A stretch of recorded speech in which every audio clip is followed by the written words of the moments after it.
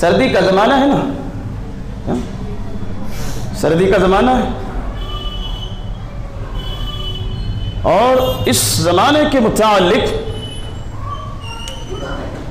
حضرت عبداللہ ابن مسعود رضی اللہ تعالیٰ عنہ کہتے ہیں کہ جب ٹھنڈ کا موسم آتا ہے نا تو ہم استقبال کرتے تھے. کیا کرتے؟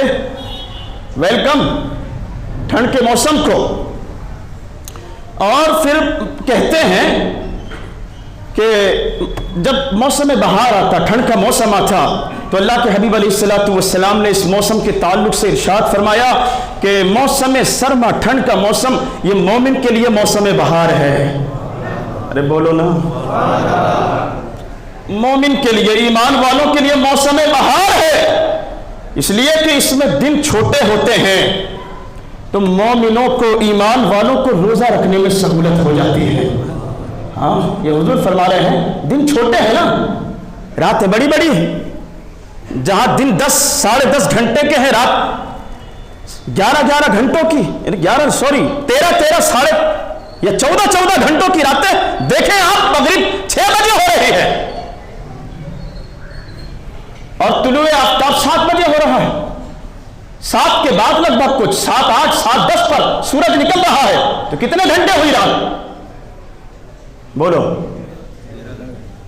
سن رہے ہیں نا آپ لوگ؟ ذہن یہی ہے نا، دماغ یہی ہے نا مسجد میں ہی؟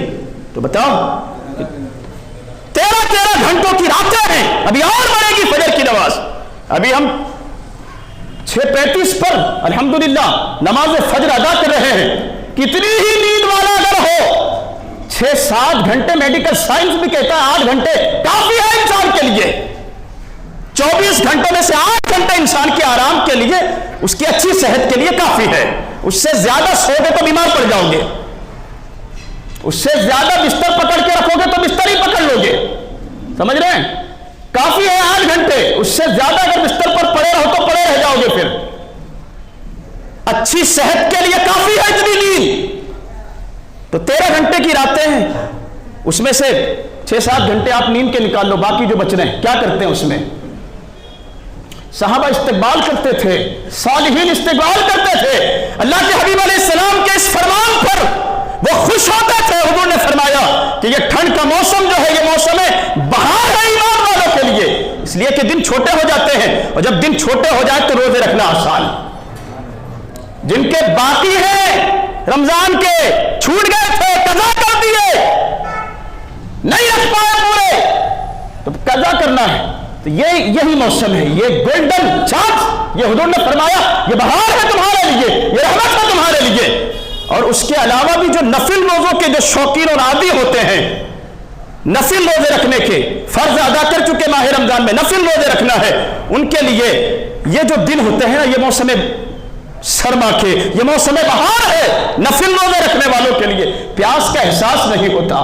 اور فرمایا کہ اس کی جو راتیں ہیں، راتیں لمبی ہوتی ہیں، تو یہ ایمان والوں کے لیے سجدے کرنے کے لیے اللہ کی طرف سے خصوصی انعام ہوتا ہے.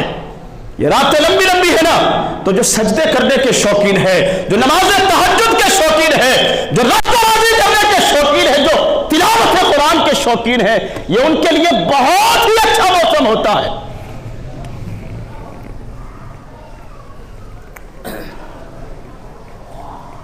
حضرت عیسیٰ علیہ السلام فرمایا کرتے تھے کہ سخت سردیوں کی راتوں میں، یعنی سخت ٹھنڈ کی راتوں میں، نماز سے زیادہ پسند مجھے کوئی عمل نہیں ہے. یعنی سخت ٹھنڈ کی راتوں میں نماز سے بہتر عمل کہتے کچھ نہیں ہے میرے پاس. اور یہ تو اللہ کے پیغمبر ہوئے نا. اب امیر المومنین سیدنا فاروق اعظم کا قول سنیں. کہتے ہیں سردی کا موسم عبادت گزاروں کے لیے غنیمت ہے.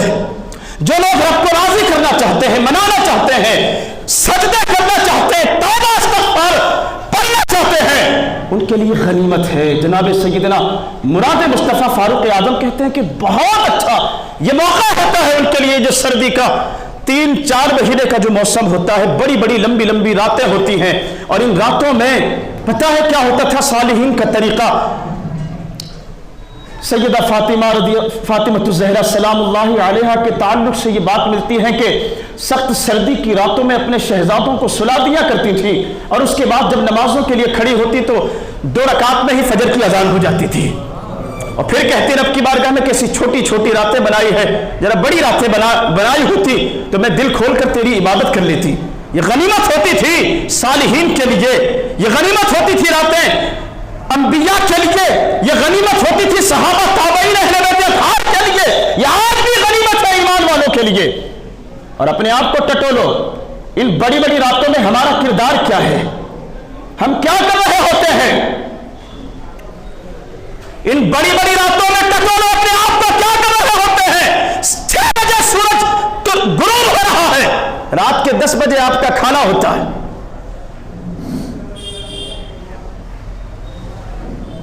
क्या ही कहें, हमारी जो खुराफात है वो कम होने का नाम नहीं लेती, जो अय्याशियां है वो खत्म होने का नाम नहीं लेती। बड़ी रातों को हमने जरिया समझ के रखा गुनाहों के लिए। बहुत बड़ी बड़ी रातें हैं, जागते रहो 2 बजे तक, फिर सोएंगे। तो डरो अल्लाह से। ये जिस तरीके से अपने औकात को, क्या बुजुर्ग क्या नौजवान, मैं अक्सर बोलता रहता हूं, कोने कोपरों में, खोपचों में, वीरान खंडरों में, नदी नालों के किनारों में गनीमत क्यों नहीं जानते इन बड़ी बड़ी रातों को? क्यों नहीं गनीमत समझते इन छोटे छोटे दिनों को? जो रोजे रह गए हैं वो रखते क्यों नहीं? जो नमाजें कज़ा हो गई है वो अदा करते क्यों नहीं?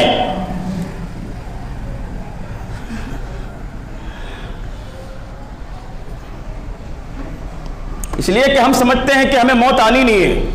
जिन्हें पता हो कि मौत आने वाली है वो मौत को फरामोश नहीं करते।